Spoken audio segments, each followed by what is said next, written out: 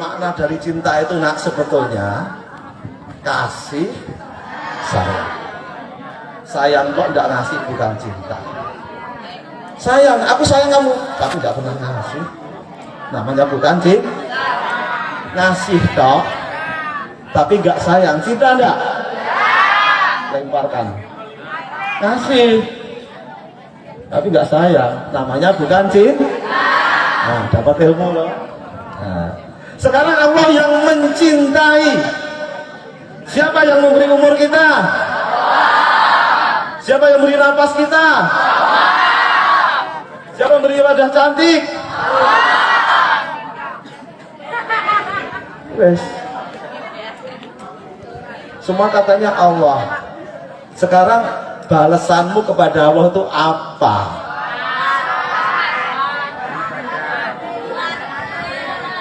Nah, sholat bagus. Itu semua yang dinamakan takwa. Taat kepada Allah, menjalankan segala apa yang menjadi perintah, meninggalkan apa yang menjadi larangan. Maka kata Allah, yuhibbukumullah, Allah akan mencintai kamu. Yaghfir lakum dzunubakum, orang yang taat melakukan kebaikan, amal soleh, sholatnya rajin. Kalau kamu sholat di tepat waktu apa awal waktu? Tepat waktu. Sekali lagi, kalau kamu sholat tepat waktu apa awal waktu? Jadi kalau sholat zuhur itu berarti jam 12 sampai jam 3. Berarti kamu jam 3 kurang sepermenit, kurang 1 menit itu tepat waktu enggak? Ya tepat lah, masih waktunya. Jam setengah 3 masih tepat enggak waktunya? Masih tepat waktu. Tapi kalau awal waktu, masuknya duhur jam 12, maka jam 12 lewat 1 menit langsung ngerjakan, itu namanya awal waktu. Seperti halnya anak, bukti cinta anak terhadap orang tua kalau dipanggil, "Hei Sri, sini Sri." Ini kira Sri.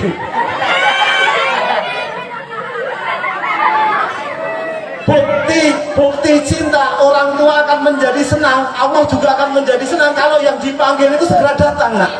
Benar Pak Gini? Kalau orang tua manggil anaknya terus segera datang, pasti orang tua senang. Begitu juga Allah. Kalau Allah memanggil hayya as-shalah, hayya al-falah, senang nggak Allah? Nah, ini pelajaran. Maka kalau kamu dipanggil oleh Allah, segera datang, segera laksana. Nah, itulah namanya kalau pengen dicintai oleh Allah. Kemudian nak, janji Allah, yaghfir lakum dzunubakum. Apa artinya? Allah akan mengampuni, menghapus semua dosa-dosamu. Kalau kamu sholatnya sungguh-sungguh, sholat itu betul-betul dibaca pelan-pelan, dihayati maknanya, diresapi dalam hati, pakaiannya adalah sopan, ya, tempatnya bersih, wudunya sempurna, maka kata Allah, yaghfir lakum dzunubakum, kamu akan diampuni dosanya, bersih. Maka berbahagialah orang yang sholat di awal waktu, sengaja rutin 5 waktu, karena sholat itu menghapus dosa-dosa antara sholat yang satu dengan yang lainnya. Siapa tahu Pak Bu, sudah waktunya masuk sholat, kita nunda-nunda sholat, tahu-tahu ajal menjemput kita, berarti kita masih punya dosa yang belum diampuni. Tapi kalau kita awal waktu langsung kita kerjakan, berarti pada waktu antara sholat yang satu dengan yang lainnya itu dosa-dosa diampuni. Kalau ajalnya sudah tiba, maka dakhalal jannah. Nah, ada hadis Rasulullah yang hebat ini, riwayat dari Ibnu Majah dan Ahmad, dari Ummu Salamah istri Rasulullah. Nah,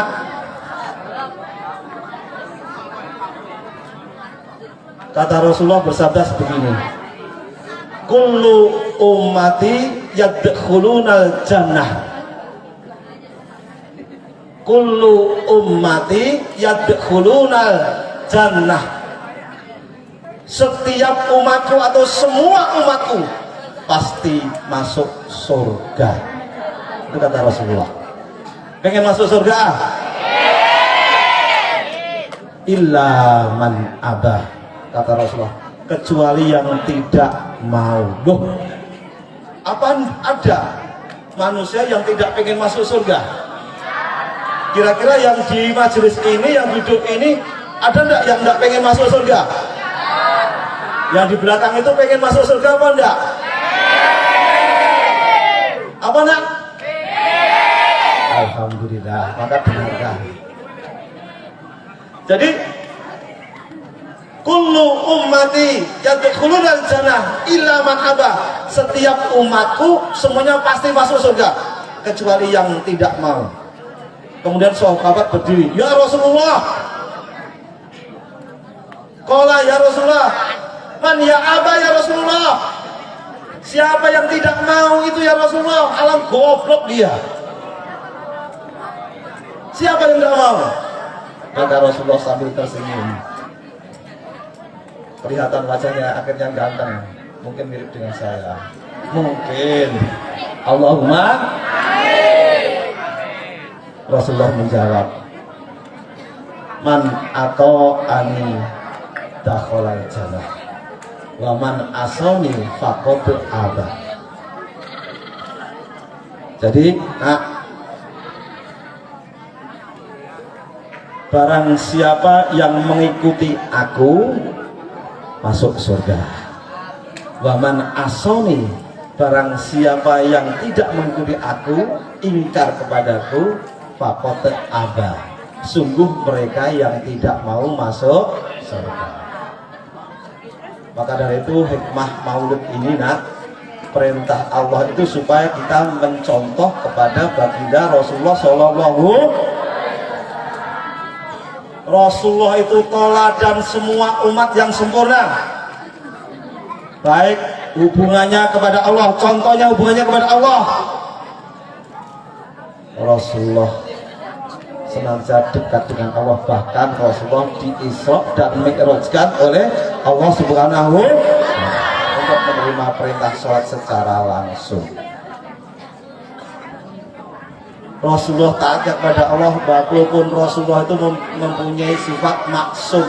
Maksum itu apa nak? Terpelihara dari dosa, atau terhindar dari dosa, atau terbebas dari dosa. Ini sifat Rasulullah.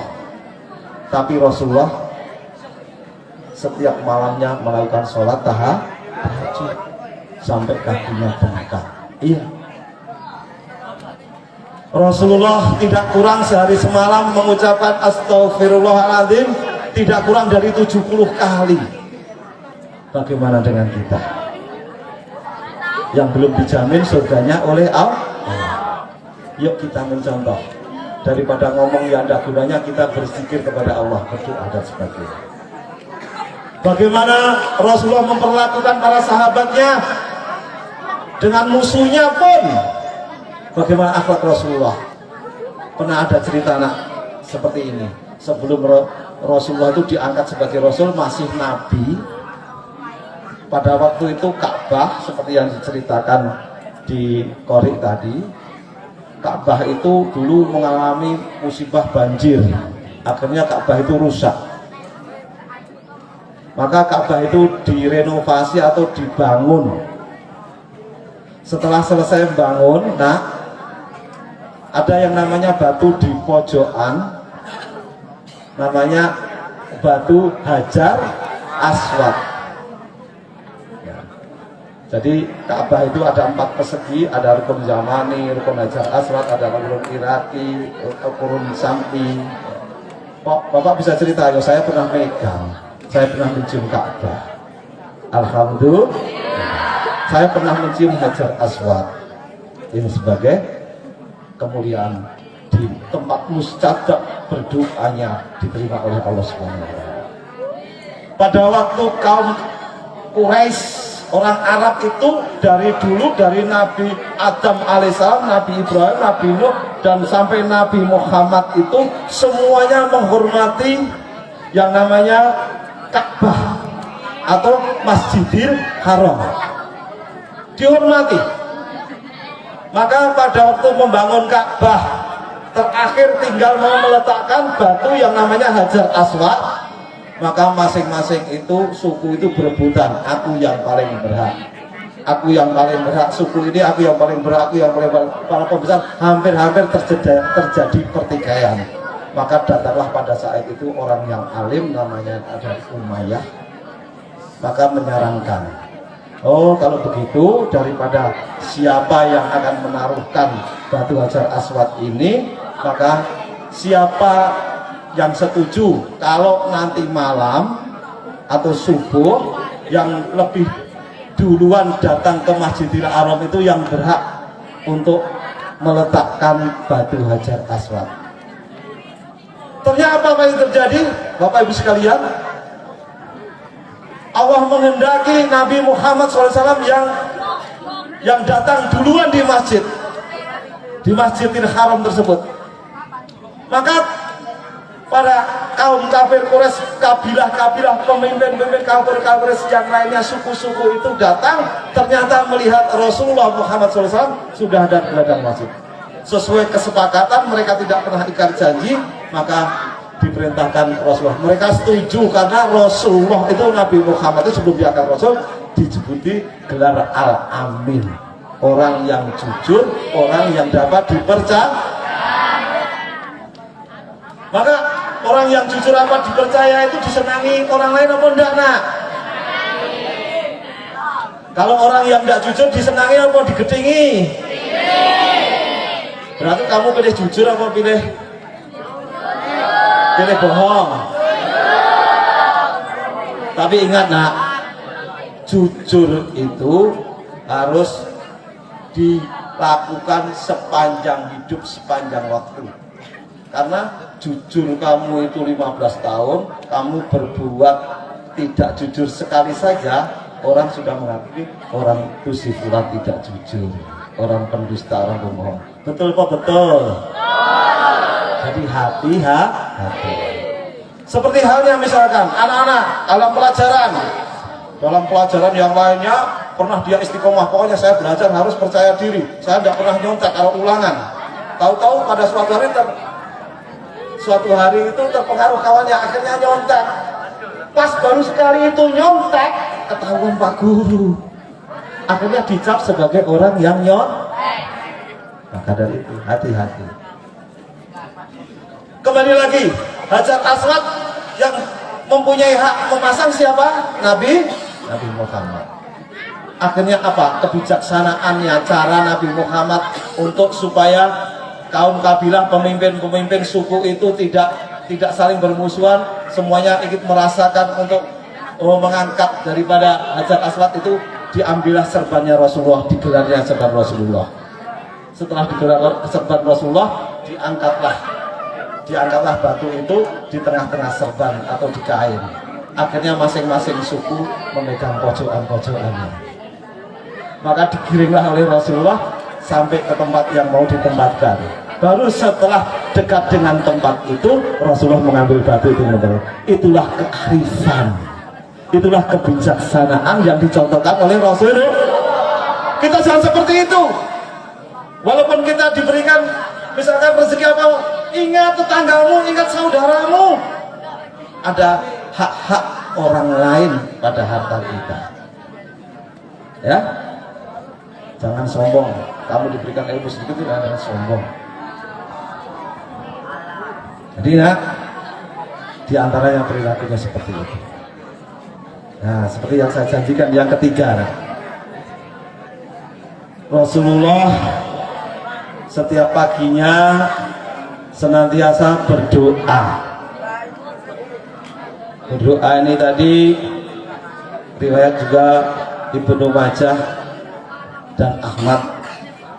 Doanya singkat tapi manfaatnya luar biasa. Juga bisa diamalkan sebagai zikir pagi.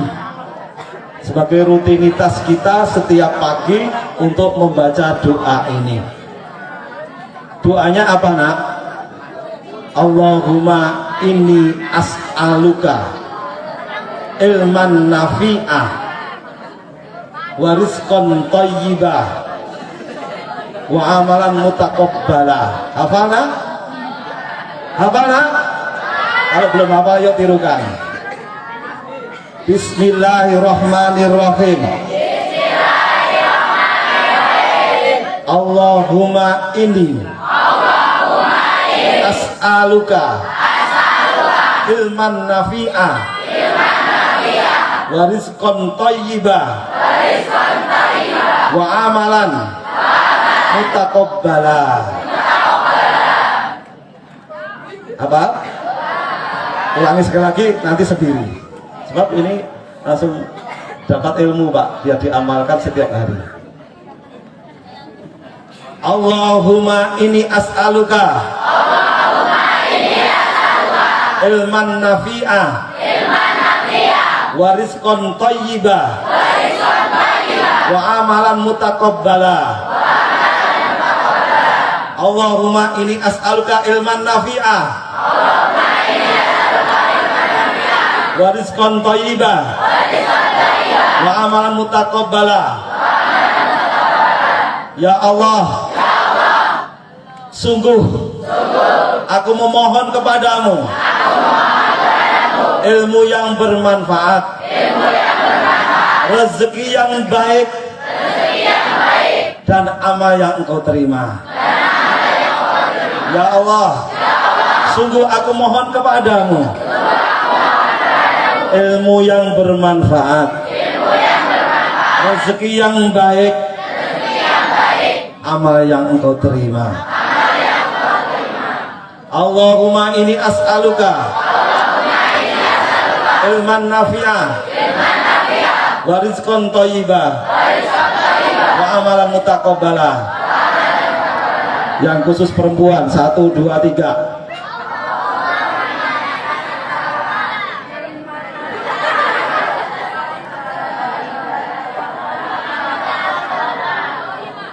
Yang laki-laki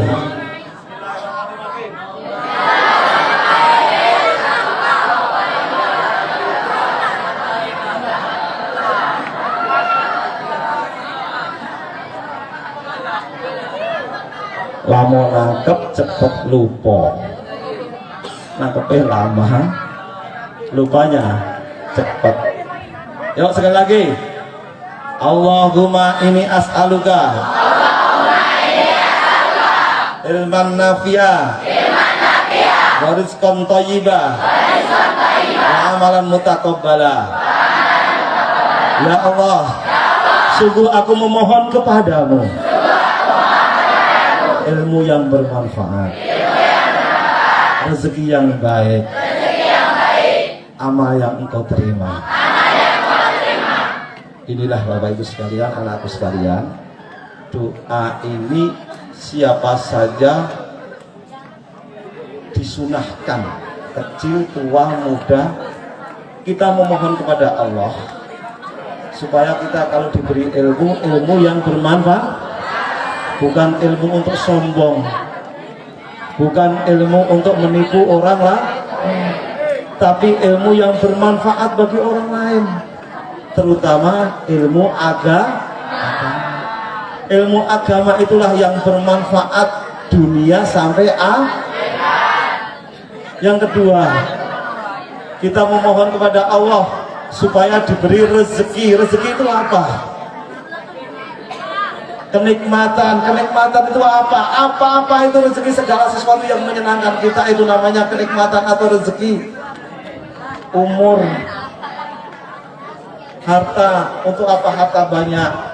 Kalau yang punya harta itu sakit-sakitan, makan saja, makan gula tidak boleh, makan daging ayam tidak boleh, makan sate tidak boleh, tidak bisa menikmati Pak. Iya. Kalau engkau menerima suatu ujian dari Allah, lihat di bawahmu, di bawahmu. Hari ini saya cuma bisa makan tempe, tapi di bawah saya ternyata banyak orang lain yang tidak bisa makan, hanya makan sehari sekali. Itu harus seperti itu, bersyukur, bersyukur, dan bersyukur. Rezeki yang thayyibah, rezeki yang baik, baik cara mencarinya maupun rezeki cara memanfaatkannya. Itulah namanya rezeki yang baik. Wa amalan mutatobala. Nah, sehebat apapun kamu beramal, sebanyak apapun, kalau amal itu tidak diterima, namanya sia-sia. Syukur amalnya banyak diterima. Sedikit amal yang rutinitas kita kerjakan, insya Allah diterima. Kembali lagi, nah, kita itu orang Islam, punya Al-Quran, punya dan sunnah. Taraktu fikum amroni lam tahdilu mata masaktum bihima, kitabullah wa sunnatan nabi. Kata Rasulullah di akhir hayatnya, Bapak Ibu sekalian, menjelang kematiannya, Rasulullah bersabda, aku tinggalkan dua perkara, aku wariskan dua perkara. Apabila engkau berpegang teguh dengan dua perkara itu, engkau tidak akan sesat selama-lamanya. Apa itu? Al-Quran dan sunnah Nabi. Sunnah Nabi itu apa, Tona? Perkataan Rasulullah, ucapan Rasulullah, kemudian perbuatan Rasulullah, kemudian perbuatan sahabat yang disetujui oleh Rasulullah. Itulah sunnah. Bapak Ibu hadirin anak-anakku sekalian yang dimuliakan oleh Allah, mungkin hanya itu atau baru itu saja tempatan saya bisa bersilaturahmi lagi, sebab saya lihat kamu sudah gelisah, ada yang kipas-kipas, ada yang ngobrol sendiri. Kalau saya paksakan yang masuk kan nggak masuk-masuk, malah muntah nantinya, ya. Maka dari itu hadirin sekalian, ikan sepat, ikan sepat, ikan gatal. Semakin cepat semakin ikan emas, ikan lele, kemudian ikan gurame, apa lagi? Ikan paus. Itu nama-nama ikan. Itu nama-nama. Di irian saya ada burung cendrawasih. Cukup sekian, terima kasih. Nek wong Jawa dahar kupat sayure santen, Mbak. Nek tempat nyuwun pangapunten.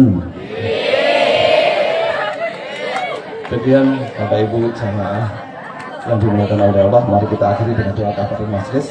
Subhanakallahumma wa bihamdika asyhadu an la ilaha illa anta astaghfiruka wa atubu ilaik. Alhamdulillahirabbil alamin. Wassalamualaikum warahmatullahi wabarakatuh.